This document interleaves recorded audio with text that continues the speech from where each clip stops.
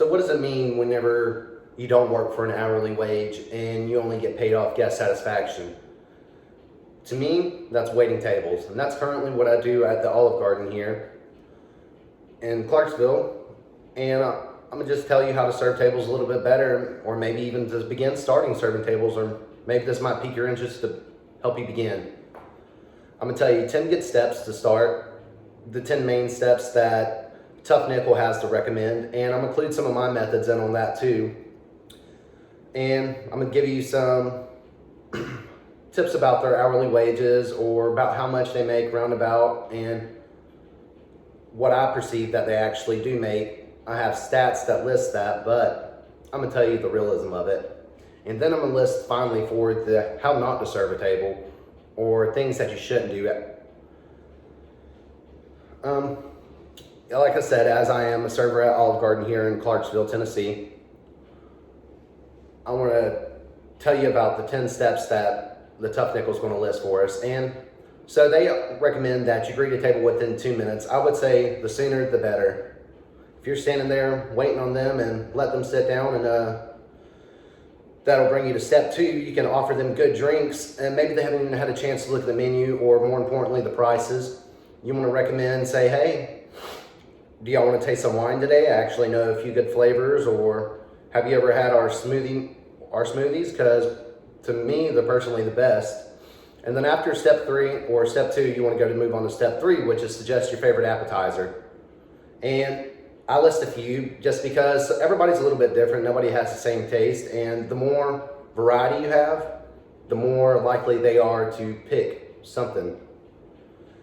And one thing that's really important also is, like, whenever they're telling you an order, you always want to be able to sure to write it down in one of these, just to make a note of really whatever they want, and to a specific detail, because everybody varies a little bit different. And I offer variations all the time, which makes me one of the top servers. So step number 5 is serve from the left, which I could kind of disagree with. And because as long as everybody's getting their food, people are going to be pretty happy. And it says check back with them in 2 minutes for step 6. And I go to tables and recommend, or just ask how their food was, or be like, tell them it looks really delicious, and ask them if anything was wrong with it. And every time it's fine. It's usually perfect, actually. They're like, this is delicious, thank you for the recommendation. And that'll move us on to step 7. It says clear the table from the right, but usually people will try to help you out and pass it all down to one person, and it's usually the person that's going to be closest to you, because no matter where you walk up to a table, it doesn't always have to be the right where you pick it up. Usually I want to stay up in the clearest spot of the restaurant so I can let people pass by me. But other than that, it says suggest your favorite dessert, and that's only after that table's clear too, because people don't want to eat with plates all around them and stuff like that, and they're most likely not going to suggest or get a dessert. You can suggest your favorite ones by saying, yeah, it's delectable, I eat them all the time, that's how I get one of these. That brings me to step number 9. After you finish that, and maybe they're interested in dessert, maybe they're not, you deliver their checks and tell them thank you.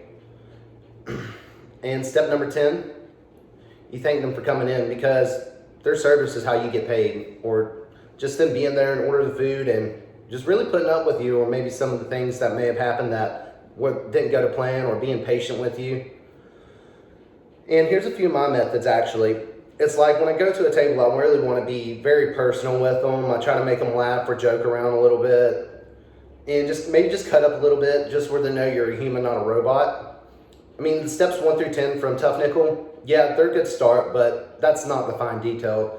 You actually just want to make sure everybody is perfectly okay all the time, and smiling and having a good time, and doing the best you can do for the customer.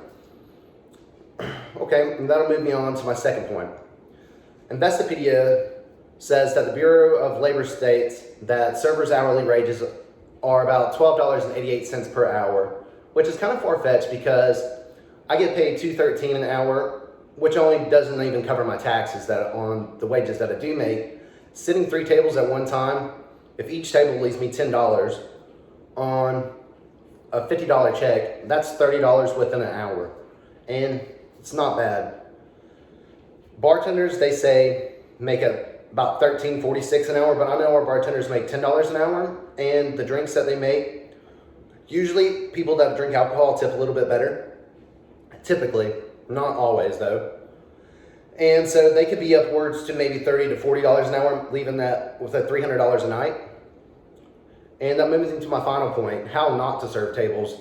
NY Times suggests that you should never be flustered when walking up to a table, which you should never. I mean, people will make you mad all the time during this profession. People will ask you the stupidest things, but your calmness makes them more calm because they see these things reacting around them. There's nothing you can do about that.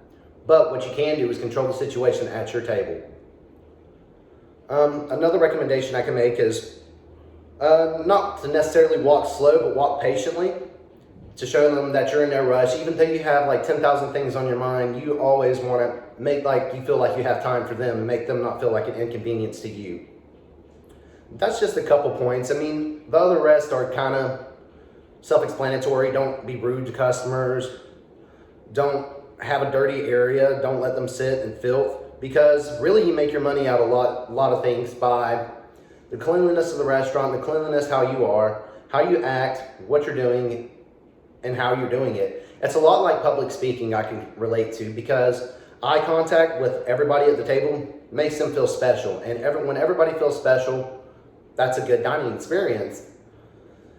And to conclude it, I told you 10 good steps, my points, hourly wages, and how not to serve. I also wanted to make sure that everyone knew how to serve a table, and I just wanted to let you know that it's not all easy as you think it is. It goes a little bit deeper and a little bit behind the lines that are written. But what really determines my paycheck is how you tip. So, thank you.